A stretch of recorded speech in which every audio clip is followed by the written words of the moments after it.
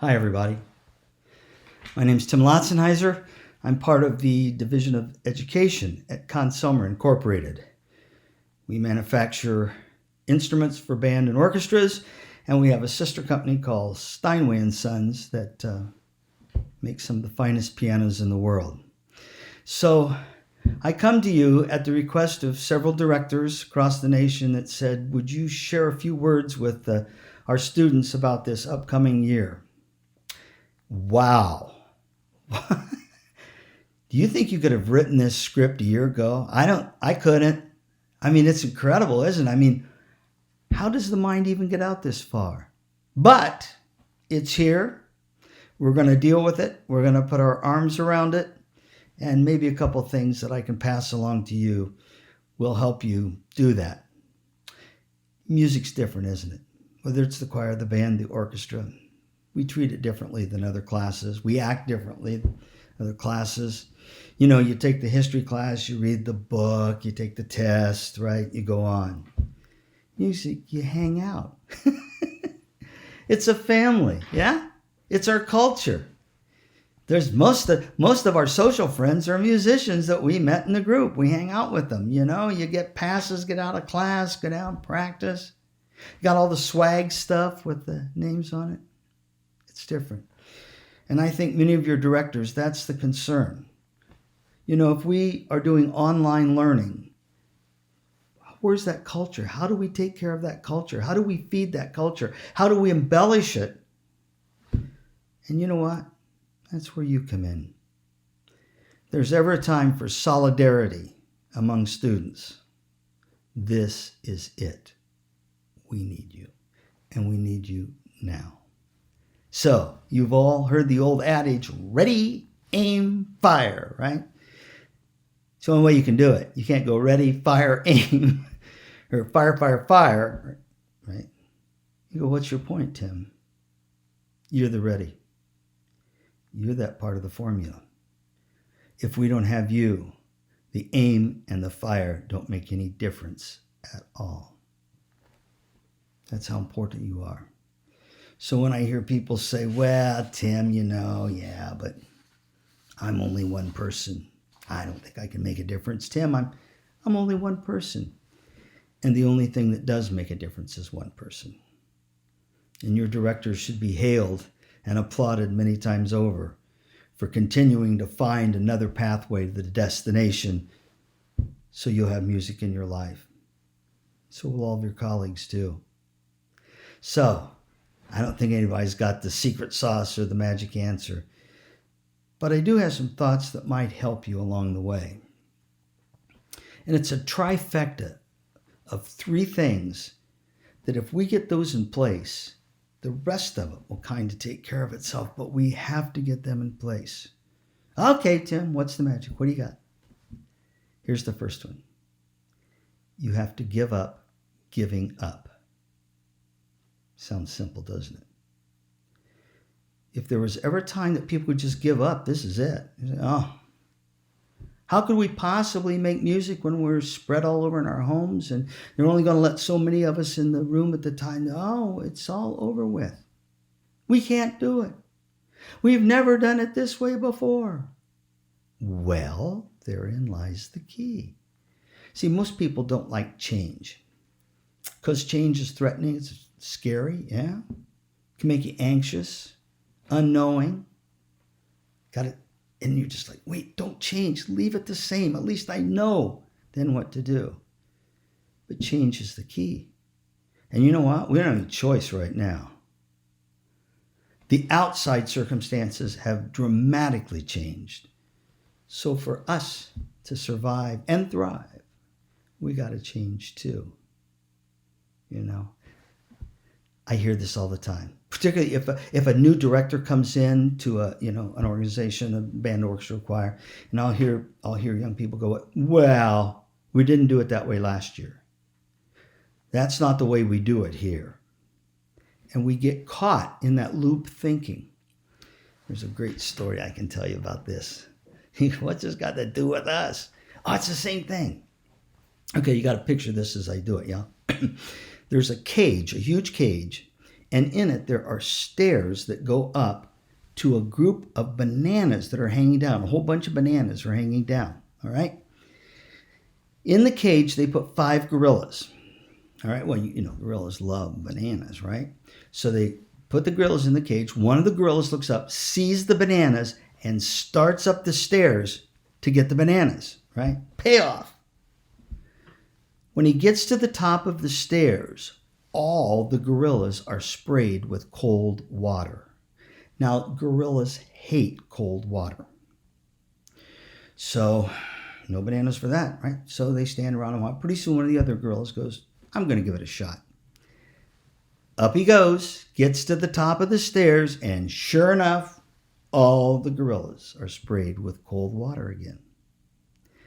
After the 3rd and the 4th attempt, none of the gorillas will go up those stairs, even though the bananas are right there. The benefit's right there. Yeah?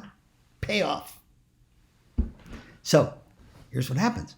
They take out one of the gorillas and put in a new gorilla. The new gorilla looks around, looks up, sees the bananas, and starts up the stairs.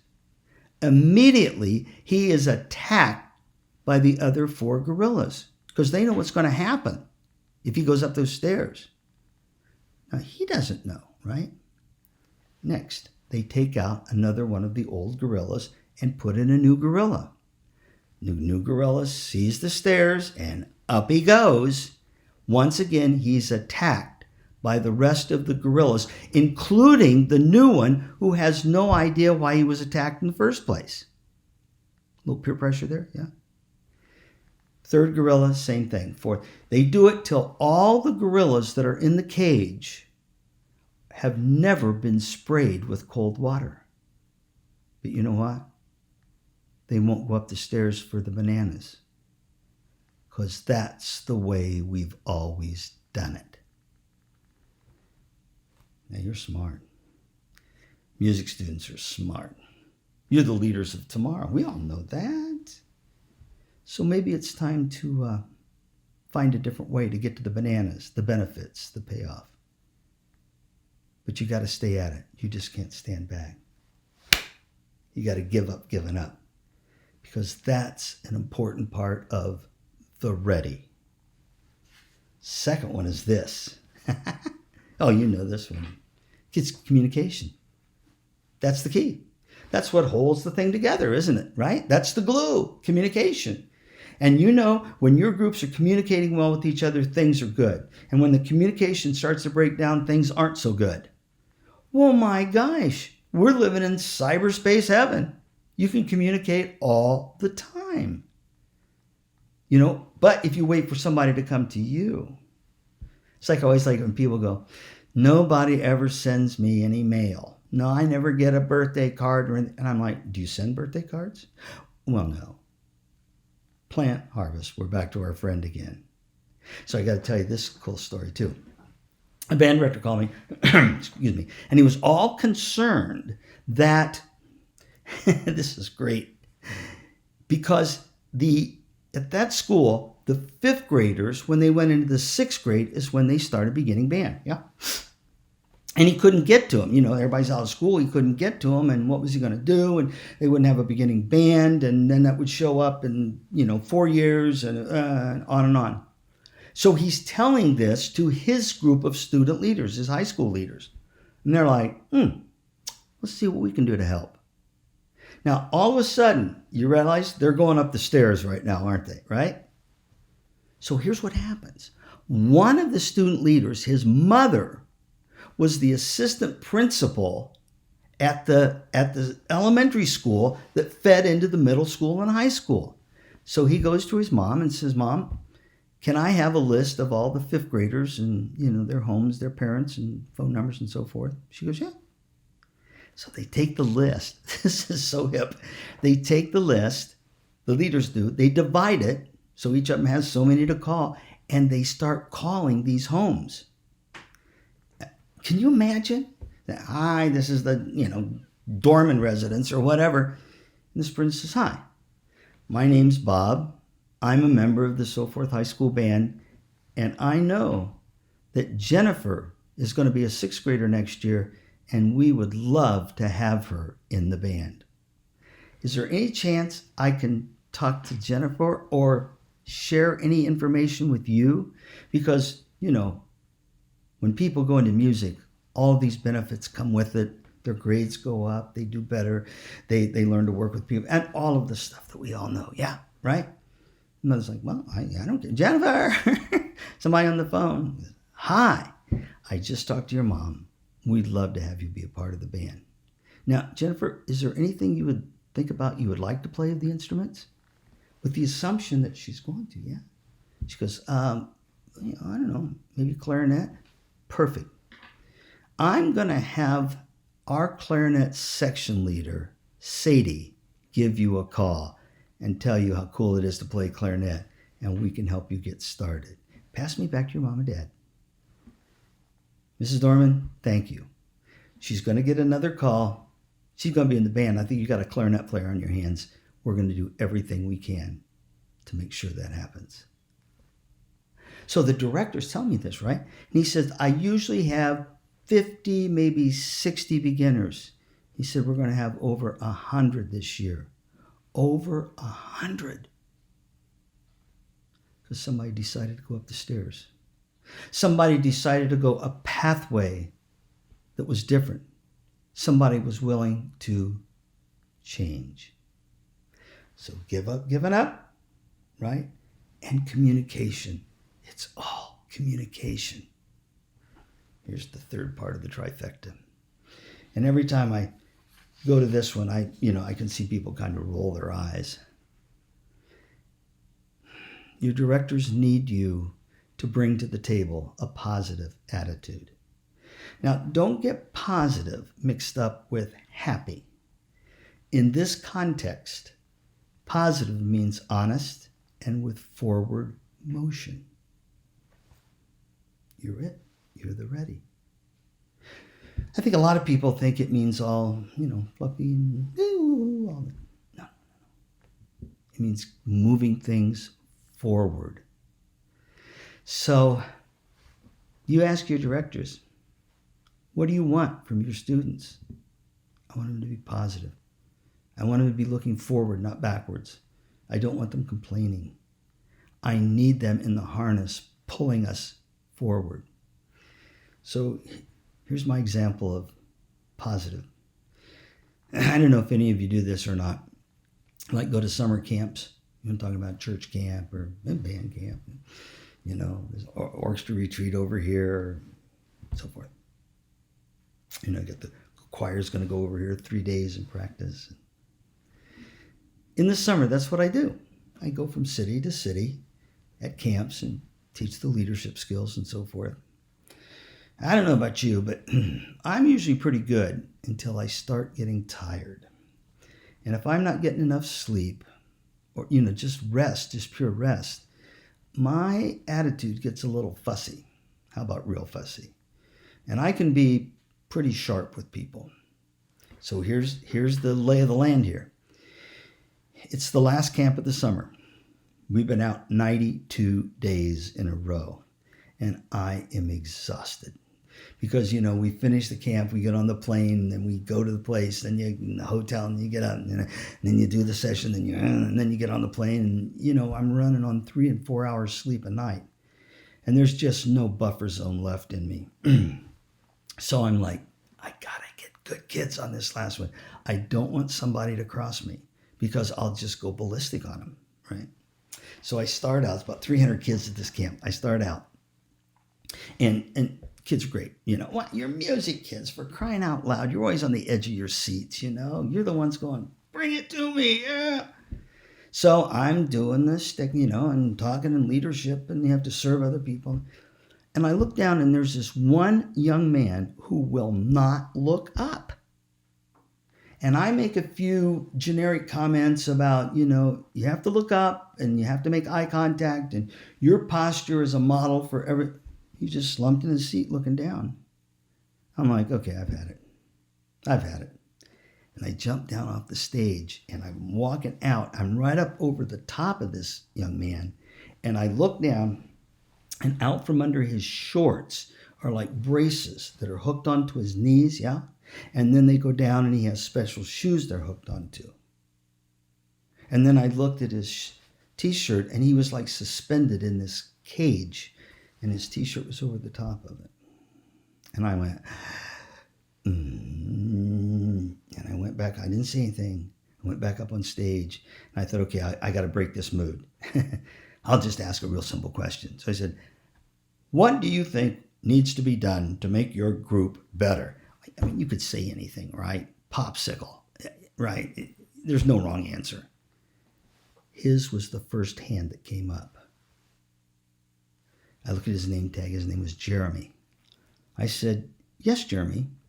And he kind of had a little stutter when he talked. He went, I think if we would accept people for who they are, be positive in our approach, and serve the people around us musically to the top. And there's the whole thing right there, isn't it?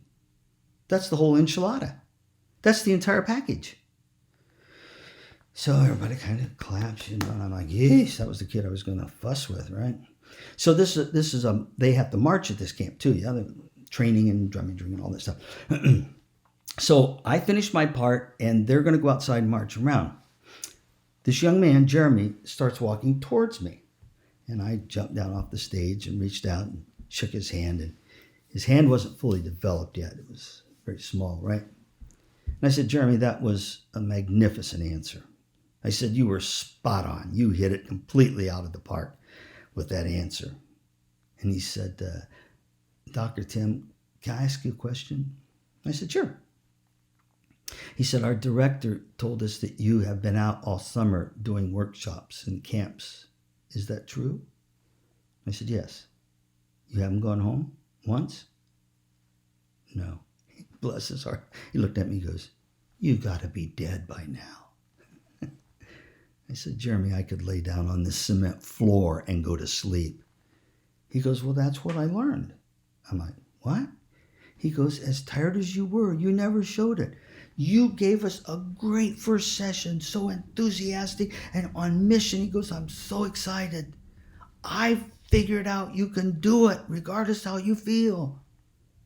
I'm like, gee, you're now giving me the workshop. I said, Jeremy, how long can you stay up on those braces? About 10 minutes. Then I have to sit down a little bit. Then I get right back up. Well, I said, don't do the stuff outside. Stay in here with me. We'll do some extra stuff. Oh, he said, that's kind of you, but I want to do it all. So I went outside to watch him. He'd take about 3 or 4 steps and down he'd go. And they'd go run back, and he'd try to run, and down he'd go. And kids were like, here, I'll help you out. And he's like, no, I'll get it. At lunch and at dinner, he would walk around with pitchers of like iced tea and lemonade and so forth, and he would top off people's glasses. I'm like, Jeremy, sit down, pal. Get a sandwich. This is a way I can contribute because I'm not very good outside, so I can help inside. Genius. So at this particular camp, we vote the last night. It's called an Esprit de Corps Award, and it's focused on the one person in the camp that made the most difference in the role model, and it usually goes to somebody, I don't know, who's going to go to Air Force Academy or, Harvard or something like that. So I'm counting the votes, and here's the way the votes are going. Jeremy, Jeremy, Jeremy, Jeremy, Jeremy, Sir, Jeremy, Jeremy, Jeremy, Jeremy, Jeremy, Phil, Jeremy, Jeremy, Jeremy, Tyrone, Jeremy, Jeremy. He's getting all the votes. So I stand up in front of the group, and actually some of them come to the camp to win this goofy award, right? I stand up in front of the group, and I said, the winner of the Esprit de Corps Award is, and everybody's just, and I said, Jeremy, I didn't finish his first name, and the place erupts in a standing ovation. And I look down, he's like, oh, I said, Jeremy, this is great. Would you like to say something? And he said, tomorrow before we leave. Okay, you want to say something tomorrow before we leave? We had a little morning session. So the next day, packed. Selfish Tim is thinking about going home. That's all I'm thinking about. Go home, see my dog, and give a big hug to Andrea, and see my mom. Yeah. And just before I'm wrapping up, here comes that hand again. And I said, "Oh, Jeremy, I am so sorry." I said, "You wanted to say something about your award." And he hands me this letter. Now, this isn't the real one. The real one's framed in my other office to sometimes remind me how selfish I can be. A jerk, for that matter. Okay? So I want to read this letter because he handed it to me. He goes, "Dr. Tim, you read it, because for me to read it, too long." So he hands me this letter. Yeah. He says, "Thanks for giving me the Esprit de Corps Award. Until we voted last night, I didn't even know there was such an award. I'm thankful that the camp exists. I'm even more thankful that my mom let me come. She tried to get me to stay home. My mom was never in a musical group. She doesn't understand what a music family is all about. In my case, it's my band, and they keep me going.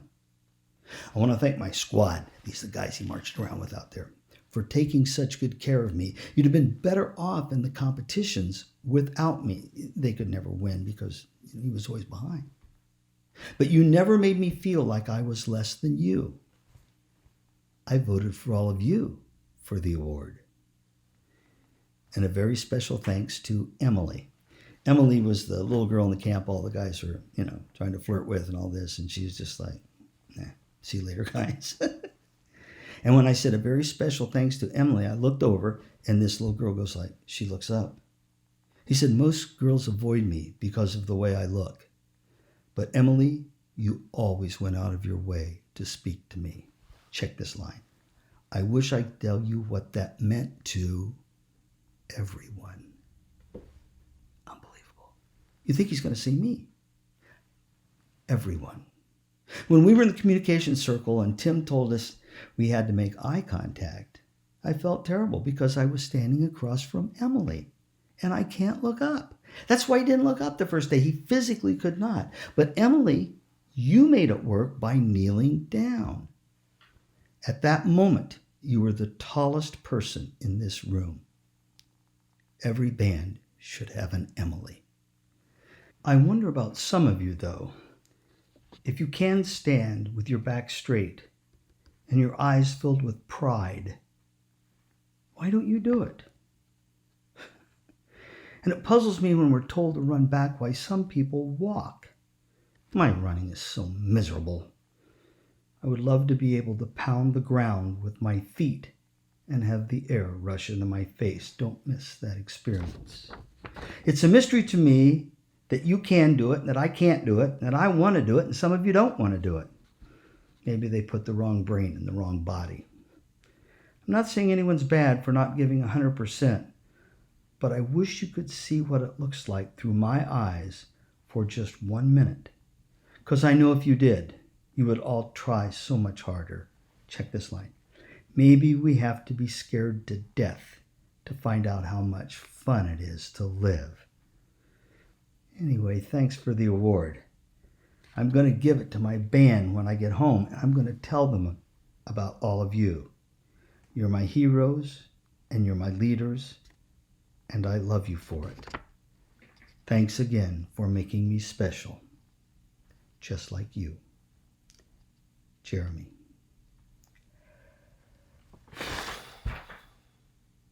There's a young man that had every reason in the world to be negative. He had every reason in the world to complain that the world dumped on him, and he just went the opposite. He was the one they all wanted to be like. Me too, by the way. So, I want to do a little review in here. The trifecta. Now remember, you're in the ready, aim, fire. You're ready.